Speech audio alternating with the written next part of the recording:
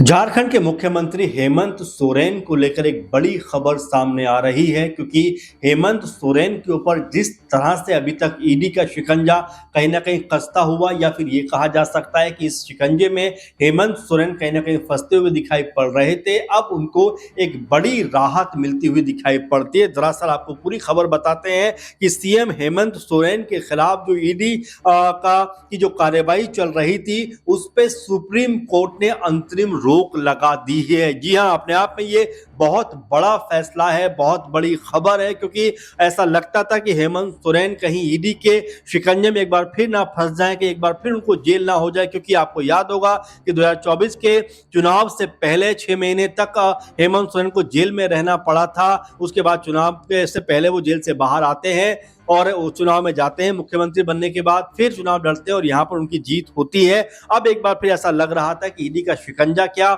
हेमंत सोरेन पर फिर फंसता हुआ कसता हुआ दिखाई पड़ेगा, लेकिन फिलहाल सुप्रीम कोर्ट की तरफ से यहाँ पर हेमंत सोरेन जो मुख्यमंत्री इस वक्त झारखंड के, उनको बड़ी राहत मिलती हुई दिखाई पड़ती है। और इस ईडी की जो कार्यवाही है, इसके ऊपर कोर्ट ने, अदालत ने अंतरिम रोक लगा दी है। जी हाँ, आपको बताया जाए, सीजीआई ने इस पूरे मामले पर कहा है कि ईडी को अपना ध्यान वहां लगाना चाहिए जहां से कोई परिणाम निकले, यानी बिला वजह किसी के ऊपर इस तरह से शिकंजा नहीं कसा जाना चाहिए, बिला वजह किसी को ईडी के शिकंजे में नहीं फंसाना चाहिए। ये बहुत बड़ा कमेंट है, बहुत बड़ा बयान है, और खासकर सीजीआई की तरफ से जो बात कही गई है वो अपने आप में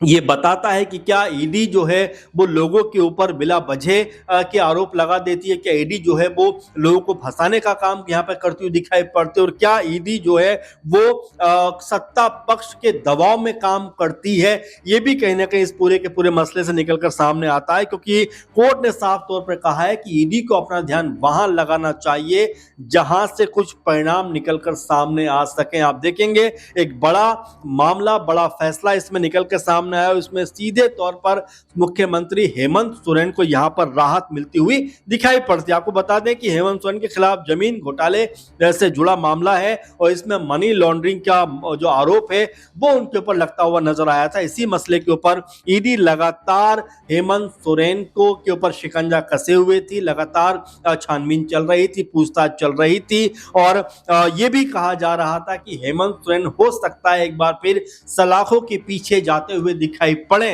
लेकिन इस पूरे मसले ने कहीं ना कहीं हेमंत सोरेन को, उनकी सरकार को राहत देने का काम किया है। कोर्ट ने इस मामले के ऊपर, इस फैसले के ऊपर जो है कहा है कि भाई इस का जो पूरा प्रोसेस है, इसको लेकर जो ईडी काम कर रही है वो कोई बहुत तर्कसंगत काम नहीं कर रही। आपको बता दें कि झारखंड हाईकोर्ट में भी हेमंत सोरेन की तरफ से एक याचिका दाखिल की गई थी कि इस मामले को रद्द कर दिया जाए, लेकिन कोर्ट ने इससे साफ इनकार कर दिया था। उसके बाद हेमंत सोरेन सुप्रीम कोर्ट पहुंचते हैं और वहां पर सीजीआई इस फैसले के ऊपर, इस कह सकते हैं मामले के ऊपर अपना जो फैसला है वो सुनाते हैं कि भाई ईडी को जो है इस मामले में अब ज्यादा कह सकते हैं कि छानबीन करने की जरूरत नहीं है, ज्यादा इस पे अपना फोकस करने की जरूरत नहीं, क्योंकि इस मामले में कुछ ऐसा है नहीं। और साथ में ये भी कहा जाता है कि जो ईडी है, जो एक कह सकते हैं कि मजबूत संस्था है, उसको अपना काम बहुत ही कह सकते हैं चतुराई से करना चाहिए। जहां तथ्य हो वहां पर करना चाहिए, बिना वजह की बातों में नहीं जाना चाहिए, क्योंकि यहां से कोई परिणाम निकलेगा नहीं। ये टिप्पणी जो है वो सीजीआई की तरफ से की गई है, बहुत ही अहम और महत्वपूर्ण टिप्पणी अपने आप में ये बन जाती है। आप देखेंगे झारखंड में लगातार बीजेपी की तरफ से या और भी जो दल है उनकी तरफ से हेमंत सोरेन के ऊपर एक टारगेट किया जा रहा था कि भाई जिस तरह से ये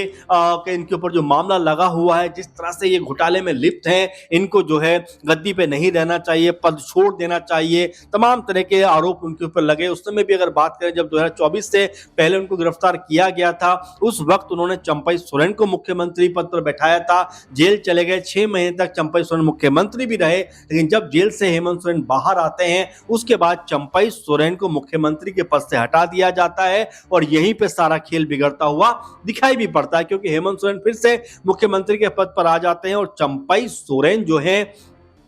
वो झारखंड मुक्ति मोर्चा के साथ में यानी जेएमएम के साथ में अपना अब तक का जो रिश्ता रहा था वो खत्म करते हुए दिखाई पड़ते हैं, क्योंकि जो जेएमएम के साथ में रिश्ता रहा है चंपई सोरेन का वो 30-35 साल पुराना रिश्ता रहा है। लेकिन उन सब के बावजूद भी चंपई सोरेन कहते हैं कि भाई मैं अब जेएमएम में नहीं रहूंगा, मैं बीजेपी में चला जाऊंगा, और बीजेपी भी उनको दोनों हाथों से एक्सेप्ट करती है। चुनाव होता है 28-29 जो आदिवासी बहुल सीटें हैं, बीजेपी को ऐसा लगता है कि चंपई सोरेन के आने के बाद उन जो 28-29 आदिवासी बहुल सीटें हैं उनमें से कम 20 से 25 सीटें हमारे कब्जे में आती हुई दिखाई पड़ेंगी। लेकिन जब परिणाम सामने आते हैं तब पता चलता है कि 28-29 सीटों में से महज एक पर बीजेपी जीत पाती है और वो खुद चंपई सोरेन होते हैं। तो कुल मिलाकर देखा जा सकता है कि तमाम कोशिशों के बावजूद भी बीजेपी को जो सफलता मिलनी चाहिए थी वो सफलता नहीं मिली। अब यहां पर बड़ा सवाल ये बन जाता है कि क्या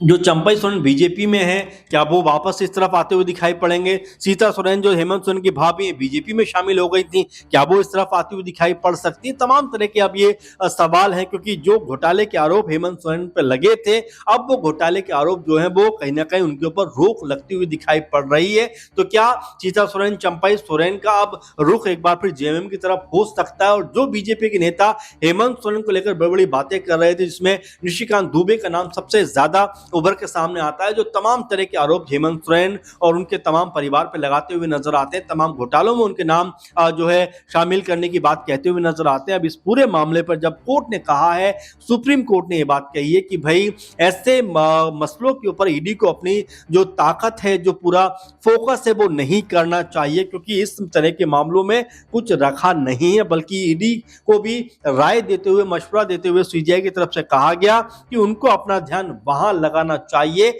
जहां से कुछ रिजल्ट भी निकलकर सामने आए। जरा सोचिए, इस तरह के मामले कई दफा देखने को मिले जहां पर ईडी और सीबीआई के जरिए एक शिकंजा कसने का प्रयास किया जाता है, लेकिन जैसे जैसे मामला आगे बढ़ता है उस मामले में कुछ दम नजर नहीं आता। राहुल गांधी के खिलाफ भी ऐसे देखा गया जहां पर उनको बुलाकर पूछताछ की जाती है। तेजस्वी यादव के खिलाफ भी ऐसे देखा, और आम आदमी पार्टी के खिलाफ भी देखा गया, जिसमें अरविंद केजरीवाल जब मुख्यमंत्री तो उनको जेल जाना पड़ा। तो ये तमाम सारे ऐसे मामले थे जहां पर ईडी की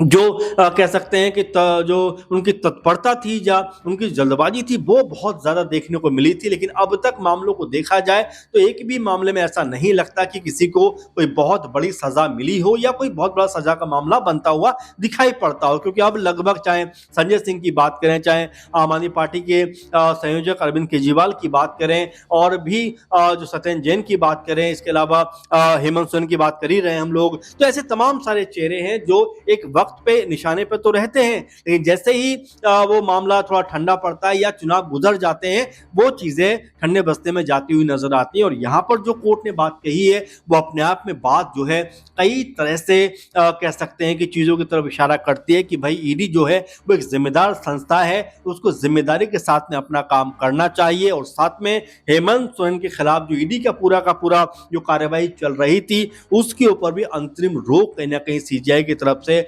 सुप्रीम कोर्ट की तरफ से लगा दी गई है। तो फिलहाल हेमंत सोरेन के लिए राहत की खबर जरूर है। अब देखना होगा हेमंत सोरेन इस मामले को लेकर क्या कहते हैं, और आने वाले दिनों में यह मामला क्या आगे बढ़ता हुआ नजर आता है या यहीं पे एक तरीके से स्टॉप होता हुआ दिखाई पड़ेगा। फिलहाल आपकी राय इस खबर को लेकर क्या है, इस बात को लेकर क्या है, जरूर कमेंट करिए और लगातार हमारे साथ बने रहिए। नमस्कार।